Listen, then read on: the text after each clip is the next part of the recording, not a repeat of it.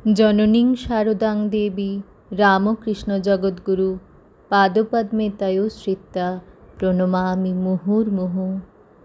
শ্রী শ্রী রামকৃষ্ণ কথামৃত থেকে পাঠ।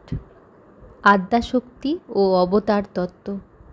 একদিন ঠাকুর দক্ষিণেশ্বর মন্দিরে দক্ষিণ পূর্ব বারান্দার সিঁড়িতে বসিয়া আছেন, সঙ্গে রাখাল, মাস্টার আর হাজরা। ঠাকুর রহস্য করিতে করিতে বাল্যকালের অনেক কথা বলিতেছেন। সন্ধ্যা হইয়াছে, নিজের ঘরে ছোট খাটটিতে বসিয়া আছেন ও জগন্মাতার সহিত কথা কহিতেছেন। বলিতেছেন, মা, এত হাঙ্গামা করিস কেন? মা, ওখানে কি যাব? আমায় নিয়ে যাস তো যাব। ঠাকুরের কোনো ভক্তের বাড়িতে যাবার কথা হইয়াছিল, তাই কি জগন্মাতার আজ্ঞার জন্য এইরূপ বলিতেছেন?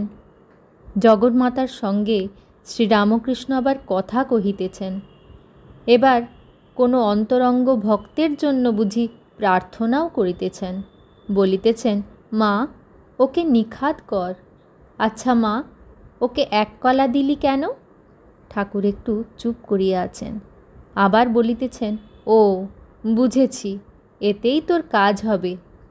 16 কলার 1 কলা শক্তিতে তোর কাজ, অর্থাৎ লোকশিক্ষা হবে। এই কথা কি ঠাকুর বলিতেছেন?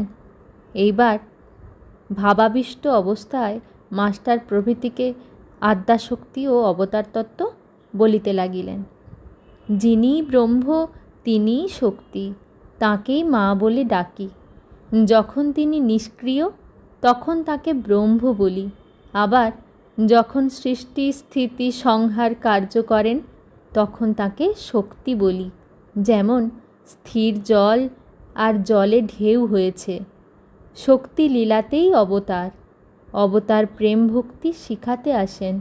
অবতার যেন গাভীর বাঁট, দুগ্ধ বাঁটের থেকেই পাওয়া যায়। নমস্কার, সবাই খুব ভালো থাকবেন, আশীর্বাদে থাকবেন। জননীং শারদাং দেবী রামকৃষ্ণ জগদ্গুরুং পাদপদ্মে তয়োশ্রিতা প্রণমামি মুহুর্মুহু।